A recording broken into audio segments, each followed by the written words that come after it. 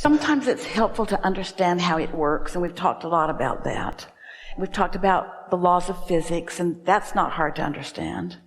When something gains momentum, it's logical that it continues to move in the same direction of the momentum that it already has. And so it's about identifying that you don't like the feeling of that momentum, and then looking around if you can and finding something that you do like the feeling of. And then rather than trying to snuff out the darkness or snuff out the trauma, you get something else going that dominates in your experience. It really is about understanding that there are two ends to the stick. And this is the thing that we love so much about the experience or the subject or the experience or the subject of trauma. When it's really, really, really, really, really, really big, bad, and awful and unwanted. Start again. A woman said to us on the Abraham Now broadcast a few weeks ago, Abraham, sometimes there is such grief in the room that it's like it's the only thing in the room. Sometimes trauma feels like it's the only thing that's in the room. And we said, that might be all you're realizing, but it's not the only thing in the room, because in this universe, when you really know what you don't want, you really know what you do want, and that's in the room too. Now, we don't disagree. It's hard not to look at the trauma because it's got the momentum going and it is calling you. But the knowledge that the other end of that stick is now, friends, that's the thing we so want you to hear. In the willingness to explore and discover the drastically unwanted, you create wanted big time like never before. That's in the room, and that's what you got to now figure out how to tune yourself to.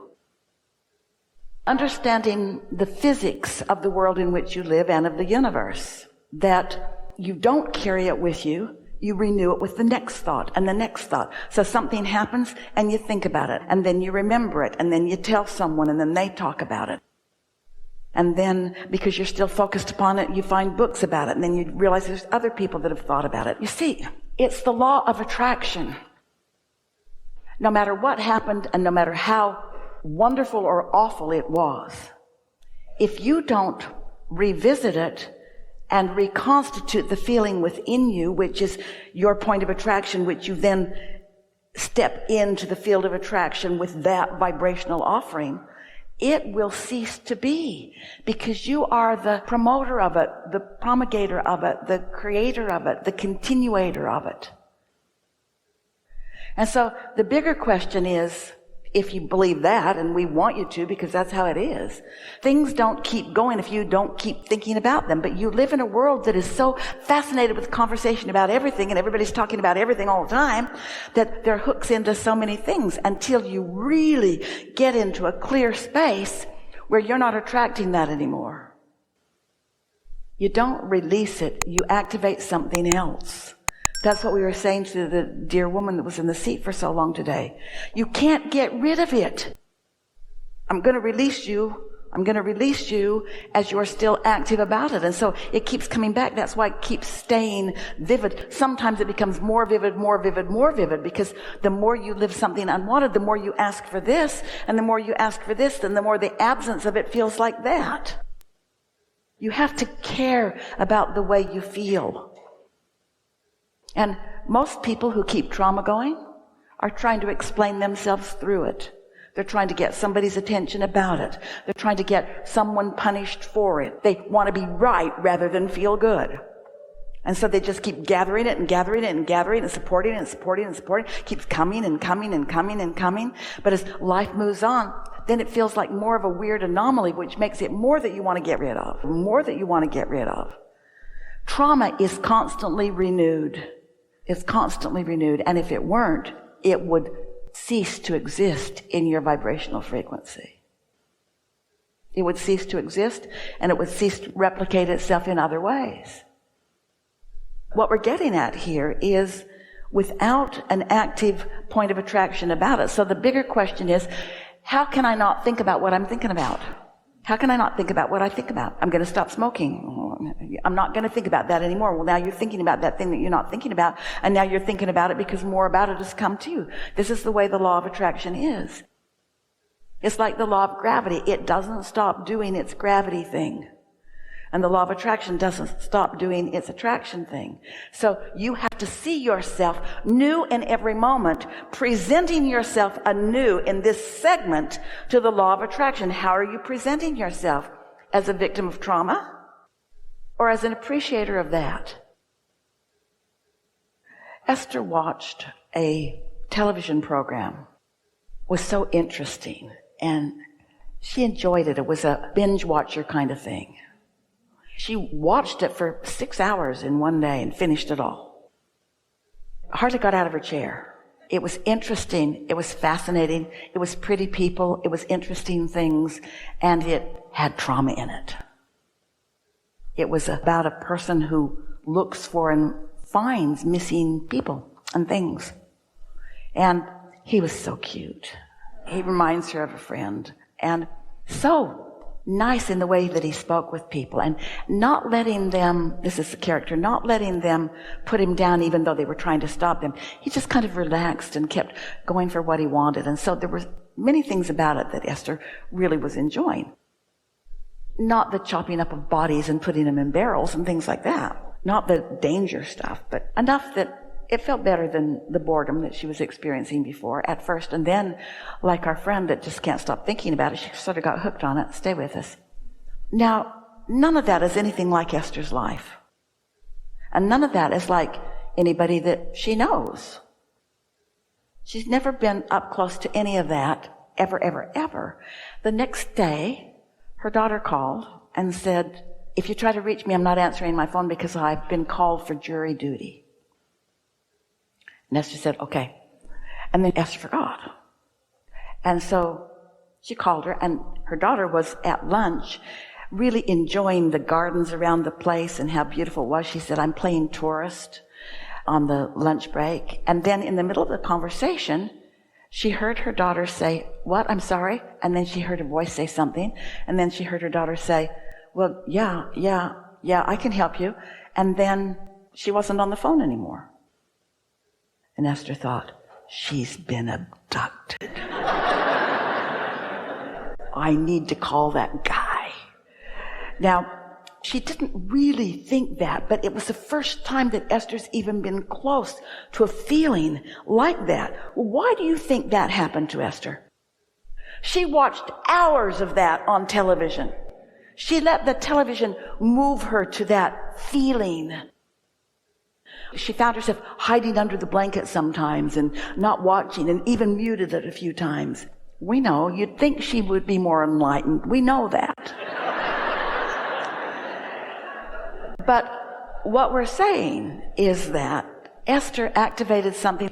Esther has not ever experienced trauma, but they did a good enough job of presenting enough of it, and she left herself focused upon it for a long enough period without putting anything else in the mix, that seemed like the logical thing that had happened to her daughter. Because she doesn't just hang up on her mother, not usually. And she doesn't just stop in the middle of a conversation. It all added up. It added up perfectly. It just added up perfectly. And then Esther's trying to call her back. Well, it was a homeless person that had come up to her and asked her if she could help them find a shelter. She said yes. She got on the phone, tried to find out where the nearest one was. So she was trying to do some research on her phone, and every time her mother would call, she would just dismiss the call because the calls were getting in the way of what she was trying to do. Well, you know what that looked like to Esther. We're just saying to you that you cannot go very far down the road of focusing on what you keep it going. Well, that was really a good experience for Esther, because she knew exactly. She could connect those dots exactly. Talk about blue glass feathers and butterflies. Trauma, chopped up bodies, and kidnapping. Oh my. You're powerful with your thoughts. You're powerful with your words. But you know what's powerful? How you feel. How you feel is powerful. So you watch stuff that is upsetting to you and you are upset. That equals your point of attraction. And it doesn't matter why, that equals your point of attraction. Because it's with you, and then you look over there and it's still with you, and you look over there and it's with you, and you do that, and it's with you, and you do that. Pretty soon it's not as much with you because you're doing that, and then it's a little with you, but it's not so much with you. The chemistry of your emotions just becomes more about that than about that. The process that we teach for this is look for easy existing matches. Used to be the book of positive aspects, but now we're saying look for easy existing matches, and the reason we say that is because your inner being has volumes of easy existing matches for you about what you want and no matches about what you don't want. And so as you're looking for easy existing matches, that means you're looking to feel good. And when you look to feel good, you find your inner being. And when you find that, now you have access to all of those things that your inner being knows about you. And so it shifts the chemistry of your emotional balance. It literally does. You can't think your way out of it. Because when you think your way out of it, the pros and the cons and the pluses and the minuses, law of attraction responds to all of it. But when you feel your way out of it, all right, stay with us just for a little bit here. So this segment is about the usefulness of feeling your way to where you want to be rather than trying to think your way. Now, it's nitpicking, we know, because when you think a thought that feels good, you feel good. And when you think a thought that doesn't feel good, you don't feel good. But it's the cause and effect thing that we want you to take away from this gathering. When you find the feeling, whether it's presented to you in a movie or because somebody else has it going on strong, or doesn't matter how you find it, it's something beautiful that you see, it's something touching that you see. When you find the feeling, whether you reached for it yourself or whether you were just in the place where the timing of law of attraction delivered it to you in another way, doesn't matter. When you find the feeling, now thoughts, words, and things manifest to match it. Humans come into this body of work with somewhat of a flawed premise because they want something because they want to feel good. So they really associate, in order for me to feel good, I need that relationship, or I want that relationship. I want to be on Broadway even more than I want to be at the happiest place on earth. I want that because then I will feel happy. And we want to say, you can really keep that going if you wanted it and got it and then focused on it, and then more and more and more and more comes. But we want you to feel that the more and more comes in response to the feeling. You think that you will create the thought and get the result, and then you will feel good. And that's why when you don't get the result that you want, like not getting the Broadway, and you've already quit your job at Disney, then you think that you can't be happy because what you wanted didn't happen. And that's backwards. You find the feeling place, and then it's coming, it's coming, it's coming. It will happen. It will happen. It will happen. It defies law not to. But most of you have such a mixed bag of what you're thinking about that you're not demanding, you're not determined. You don't say what Jerry said, I give up the battle, the struggle, the trying to understand it, the trying to get somebody else to do something that they clearly don't want to do. I give up the impossible things. And he didn't know then. He got the goosebumps, he got the bubbles to show it.